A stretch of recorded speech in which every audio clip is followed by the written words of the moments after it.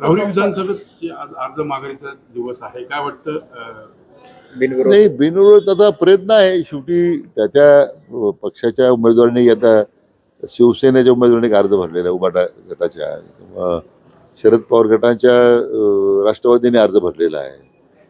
आता काही अपक्ष अर्ज आहेत. आता मी त्यांना विनंती केलेली आहे. आता जर उद्या बारामती मतदारसंघामध्ये आता जर काँग्रेस उभी राहत असेल तर तिथं जर राष्ट्रीय पक्ष म्हणून काँग्रेस विड्रॉ झालं